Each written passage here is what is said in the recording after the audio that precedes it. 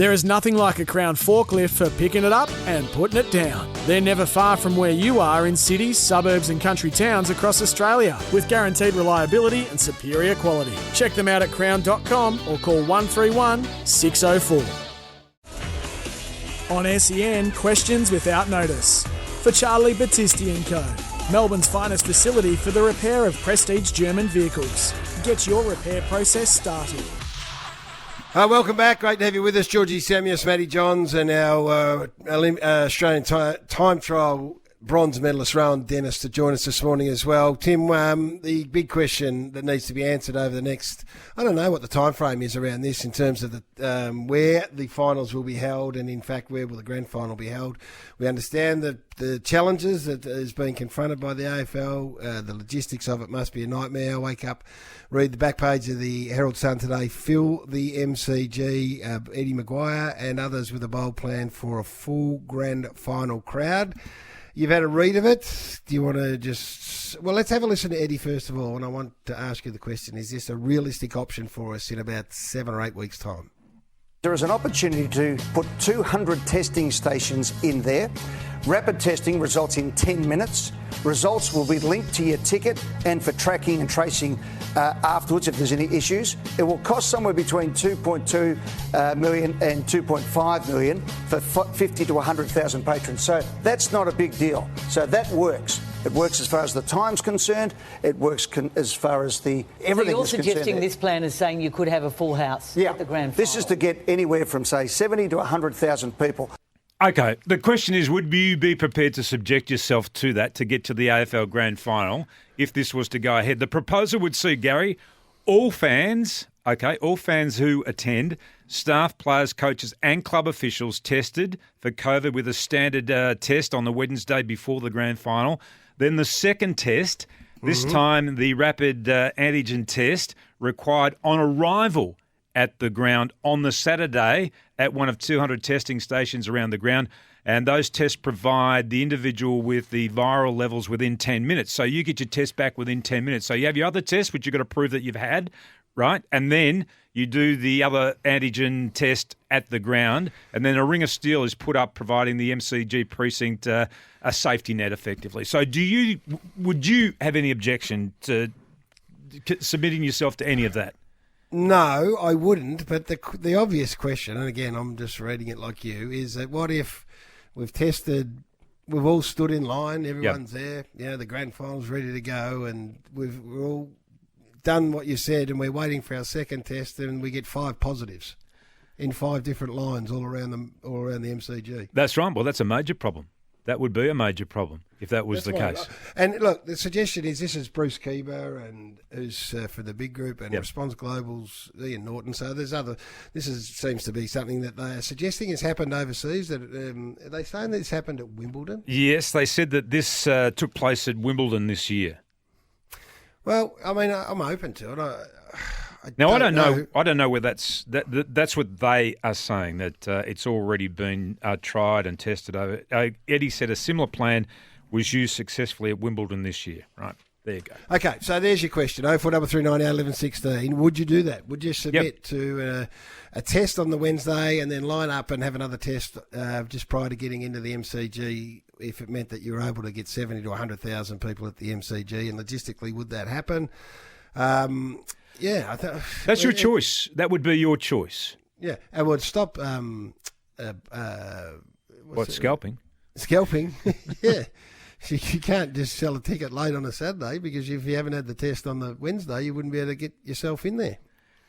It sounds like a reasonable idea to me. Like, I mean, the point that you made, which is a reasonable point also, in that if 5 people tested positive at different parts of the ground and you've been standing in a queue with those people, what does it mean then to all those people that were around that person at the time? But it sounds like a reasonable proposal. Yeah, look, it's probably at the moment 70% of people saying, I'd submit to that. The other one, the question that's been fired, and this is not the area that we know too much about, but is how accurate these rapid tests are, the one that you'd have on the day of the grand final, whether or not you could trust them. The fallout, if you did get that right, would be pretty horrendous, given what we've seen happened at the Amy Stadium. But I guess these are the conversations that are being had. And look, it's up to the AFL. This is something that's been floated by Bruce Keeber and Ian Norton and Eddie and others, but the AFL would have contingencies in place. We know they've booked accommodation over in Perth at the Joondalup Resort, so if we need to get teams over there to play the whole final series, they will. Yeah, give us a call if you've got a strong view about this. Jamie has done just that in Darlinghurst. Good morning, Jamie. Yeah, hey boys, how are you? Good. What do you think? Thumbs up or down? I'm a thumbs up, definitely, Wisp, but also I'd go one further. We're suffering at the moment from low vaccination rates in the community. Why don't they just say, if you want to come, you've got to be vaccinated, and watch everyone, lift the vaccination rates to get to the MCG for grand final day? Yeah, I think that's going to be a question that's going to be hotly debated and put on the agenda at some stage as well, Jamie, not just for footy, but for other big major events that are taking place or will potentially take place around. I don't know whether it's going to get to that stage as early as this year's grand final, just because of the lack to the vaccine. Yeah, the lack of access. Yeah, that would be a problem this year, but we're going to have to potentially live with this for a long time. So all these things are going to have to come into play, or the suggestion and the debate about these things will come into play and go on with a lot more earnestness as well. Kathy says it doesn't take into account people coming from interstate who might plan to arrive the day before. Well, I guess, Kathy, if in fact this was, and look, this is just one that's been floated, I'm sure there'd be some sort of plans in place for you to be able to test interstate on the Wednesday if you weren't planning to get there until the Friday before? Well, you probably can't hop on the plane unless you're COVID-free or symptom-free anyway. Steve's in Brooklyn. Good morning, Steve. Morning, Tim. Morning, Gary.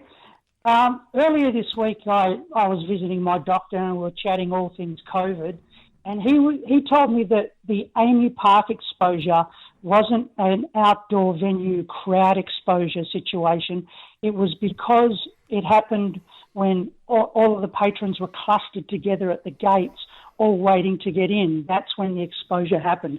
So Eddie's idea is a noble one, but that would be the problem. Everyone in line close together waiting to get tested. That's true, but what if they said to you, okay, in this section it's staggered, like you can arrive here and this is your time to arrive and this is where you've got to file through and that type of thing. So you avoid it in some way as much as you can, all that congestion.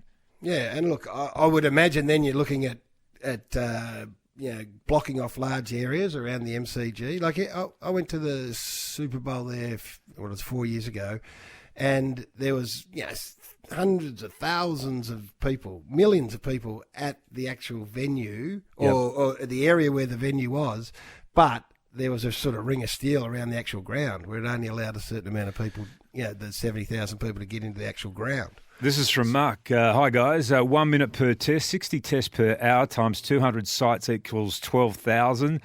Thus, 6 hours to test. Let's start queuing at 6 a.m. We also found that transmission aim was while we were waiting in line. That's exactly what we're talking about there, Mark. Phil is in Bayswater. Good morning, Phil. As a Collingwood supporter, gents, it'd be a nice problem to have, though. I think the key thing, boys, is the Wednesday test, isn't it? If everyone holds up their integrity and gets a good test on the Wednesday and they turn the results around, you'd like to think that it's important for people to do the right thing, and then we go to the grand final. And Tim, is this just a sneaky pushing it into a night grand final by 7, trying to delay the start, my friend? Well, it hasn't been suggested by Channel 7. It's been suggested by Eddie and some other business people who are associated with big events around town. So, yeah, it seems like a reasonable. It's expensive. I mean, it is expensive. I mean, Eddie just sort of said, it's only going to cost $2.5 million. Well, it's still a lot of money. But then the associated $6 million a year, it is. That's right. But the associated loss around town makes that pale into insignificance. Patrick's in the CBD. G'day, Patrick. Good morning to you. Hey, boys. Gary, Timothy, Michael. You're talking about having the testing on the Wednesday and the Saturday. Why not push it back the Tuesday and the Friday, and then you attend the game and you've got to have proof of 2 negatives. Then you don't have the clusters. Yeah, I guess all those things will be discussed, Patrick. I don't know what happens if you get an actual positive when you're at the ground with 100,000 or 70,000, well, you'd be in a queue, so you wouldn't be with 100,000. But I don't know. Questions for bigger minds than ours, Patrick, and I'm sure the AFL and our health officers are working through all of that. It's a long shot, but it's good that people are thinking laterally. Hey, can I just move on? Charlie Curnow, I want to ask you this. So I watched your news last night. Yes. And it trumpeted that Charlie was back. Yep. And, after 2 years or however long.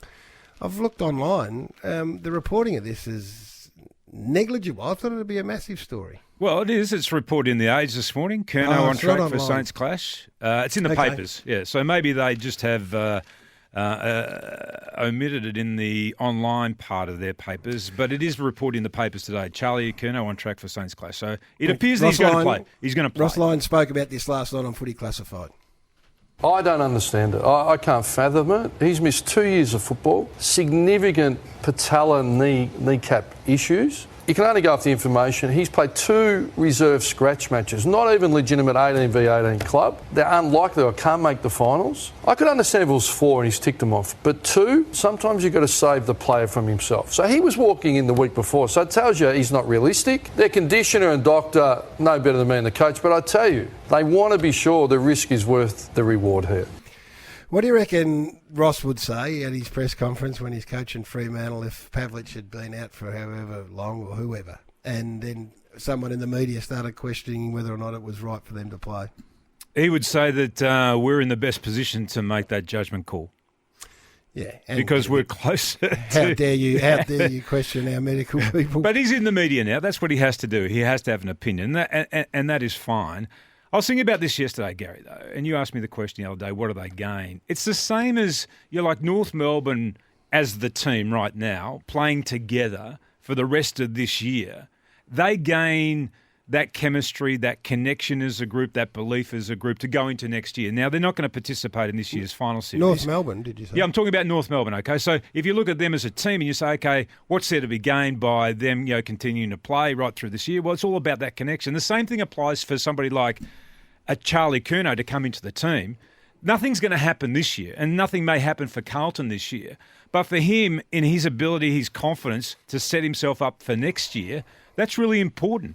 That's important for somebody to be able to have that knowledge. If it works out well for him this year in the last 4 games, right? So he goes into a 6-month break with confidence in his mind. Okay, I got through that 4 games. I can attack my pre-season now. I'm going to be okay for next year, as opposed to going in with that real doubt in his mind. Okay, if he wasn't to play. And if it goes wrong? Well, you got to deal with the consequences, like all things in life. Yeah. So what's the upside, though? The upside is to have that confidence to go into next year. But if he's confident enough to be, ready to play, then he'll be confident enough with another 6 months of training under his belt, wouldn't he? No, but he hasn't played. It's just a mindset. No, I understand what you're saying. I'm just trying to work out what the upside is here for the Carlton Footy Club and for Charlie Curnow. Well, I think there's also an upset. I think there's also for for the fans, for Carlton, like they need some optimism as well. Yeah, but you're not going to get that's a sugar hit though, isn't it? No, that's okay, but they need a sugar hit. Where they're at right now as a football club, yes, they do. They need some sugar. Massive change. They're bracing for huge change. I don't know whether this is going to sustain. Well, what if he inspires them to victory over the next 4 weeks and David Teague keeps his there's all sorts of things that can come. I suggest that's a very knee-jerk response to the review. Okay, let's go back to this point, and you have to trust, and he has to trust. Charlie does, okay, despite what he wants to do and how excited he is about playing and how desperate he is to play. He has to trust that the people around him who have been following his day-to-day activities, his recovery, his rehabilitation for 2 years, are in the best position to make a decision on his behalf with him. Okay, hold the thought. Kia Sorrento Drive Car of the Year. We'll get your thoughts on that and other stuff on the other side of this. The country is back racing strong. Book now at country.racing.com.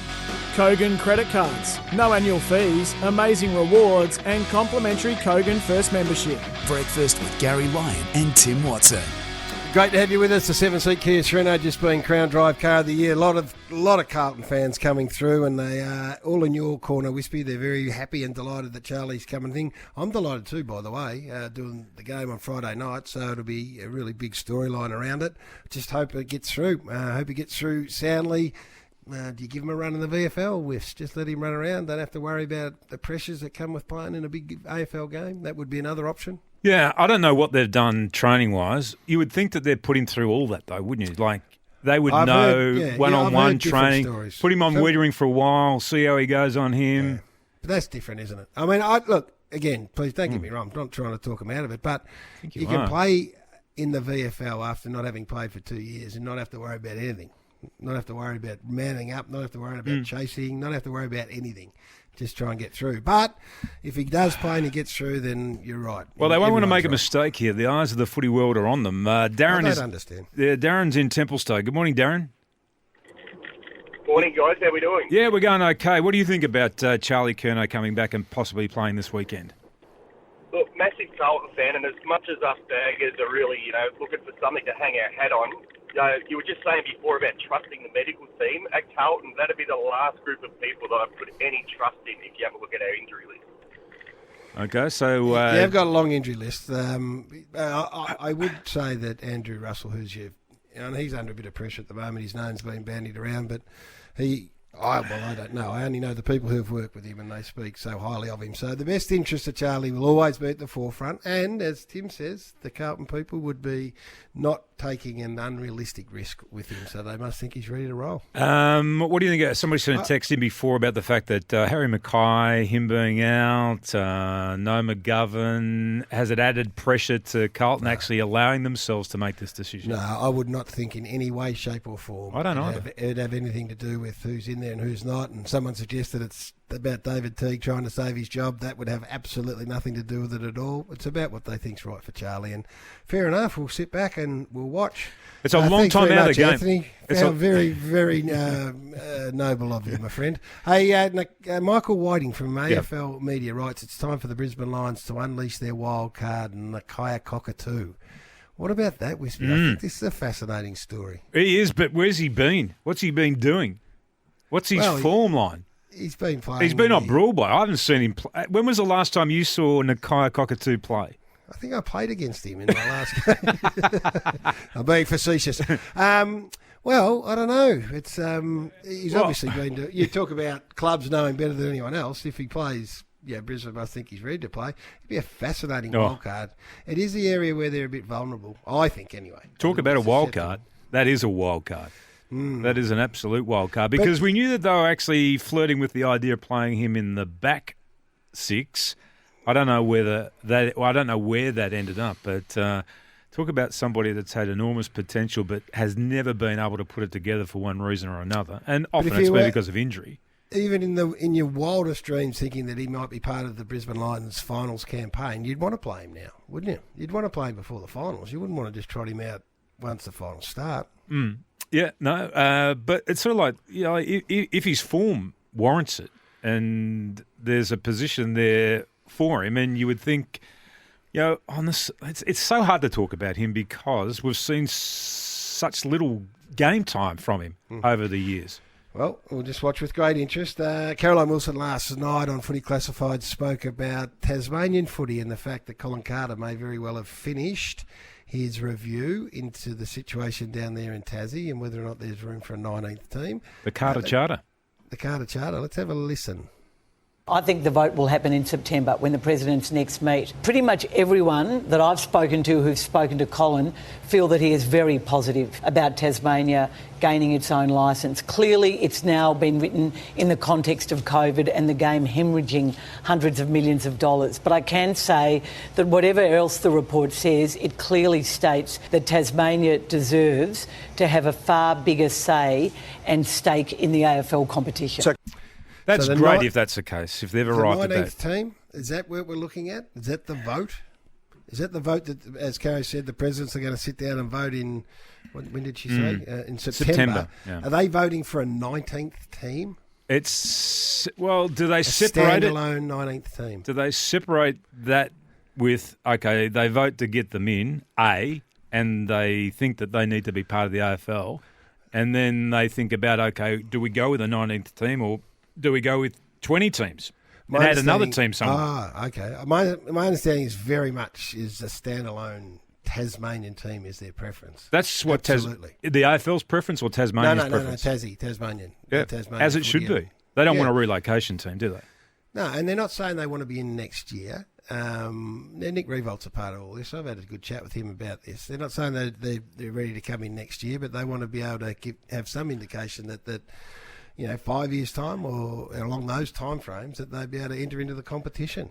Would you be excited? Just say this, right? Just say on September the 20th, Gil McLachlan called a press conference and said, right, Colin Carter, one of the most respected footy administrators in the game, has spent all this time down there. He's spoken to, he's put he's asked all the questions about commercial viability and all the drain on the playing resources and the stocks and the depth of talent. And he's done all that. He's shown, and he says, we have come to the conclusion that there will be a 19th team, and it will be Tasmania's standalone team in 5 years' time. Yeah, I'm excited. I'm excited for Tasmania. I'm excited for the game of AFL football. But then my mind immediately then swings to, okay, the compilation of this team. Where do they get the players from? How do they build their team? What does it do to the national draft again? Because we've been through this with the Giants coming to the competition and the Suns coming into the competition and other clubs that are out there trying to rebuild their team at the same time. Colin's done all that. He's done his homework on all that. And what's he said then? Satisfied himself that that's all clear. Oh, okay. So he's satisfied. Oh, well, if he's clear with that, then I'm clear with that as well. So it's not going to impact at all on the competition. Well, maybe he's got to have some people who are looking beyond. Yeah, well, you do. 5, 10, 15 years. So any player out there right now who has a Tasmanian background, should they be given the opportunity to go, if this was to happen, right? Well, there's a good question. Should they be given the opportunity to join the Tasmanian team, hypothetically? Okay, and it's an interesting point you're making, and it's great in theory, but work out the compensation for the teams they leave. It's not folklore, it's fact that country footy brings local communities and its people together. Visit countryfootyscores.com.au. Delivered by Red Energy and TAC. Get your country footy fix and all the latest results at countryfootyscores.com.au.